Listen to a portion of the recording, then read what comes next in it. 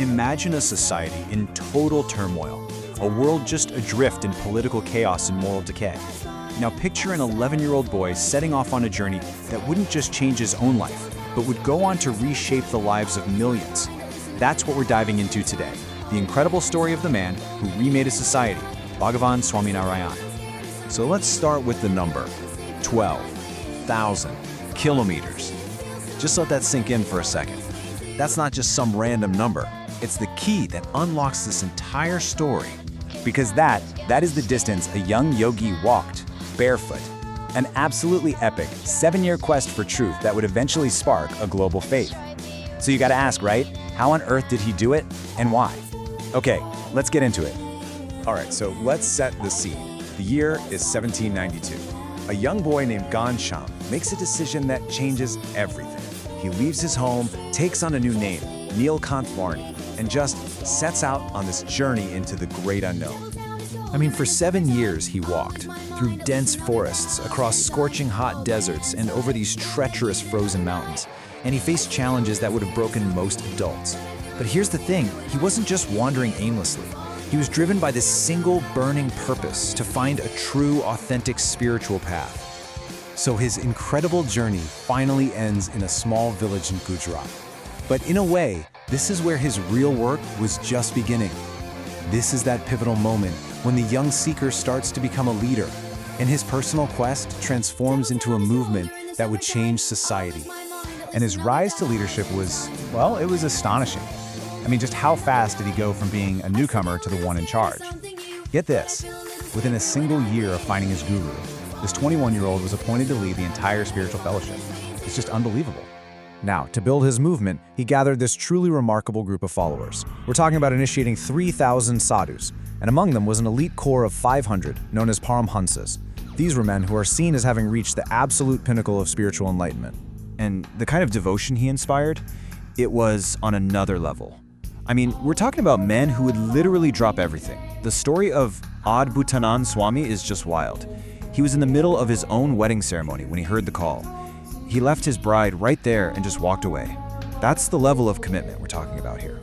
But you know, a movement this powerful can't just be built on charisma alone. It needs a solid foundation, a blueprint that other people can follow.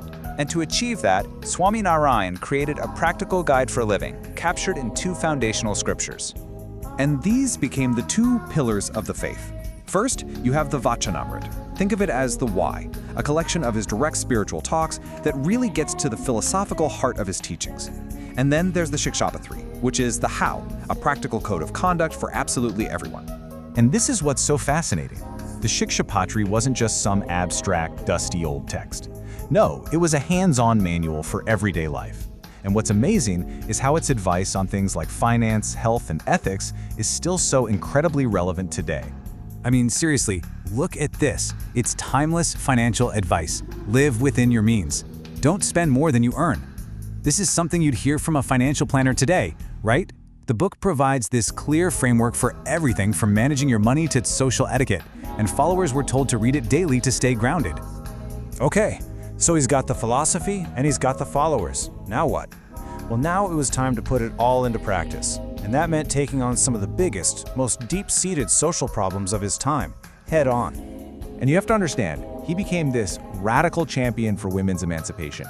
He went right after horrific practices, like sati, where widows were forced onto their husband's funeral pyre, and female infanticide. These were deeply entrenched traditions, and it took an incredible amount of courage to challenge them. And his influence just created this massive wave of moral reform.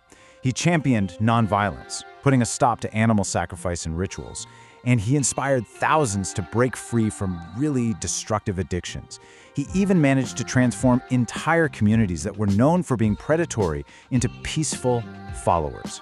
And his impact on public order and morality was so profound that it did not go unnoticed. Even the British colonial officials, like this collector from Baroda, had to take note and report on the powerful, positive transformation he was bringing to the region.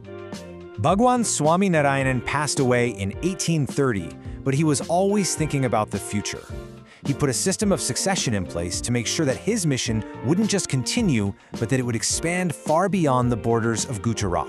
He did this by promising he would remain present on Earth through a lineage of spiritual successors. And it's that very lineage that led directly to the formal establishment of BAPS in 1907, the organization dedicated to carrying his teachings into the future. And wow, do they carry that mission forward. Under generations of subsequent gurus, the movement that started with one boy's barefoot journey across India has blossomed into a global faith, renowned for its absolutely breathtaking temples and its huge humanitarian efforts. And so all of this leaves us with a really powerful question, doesn't it?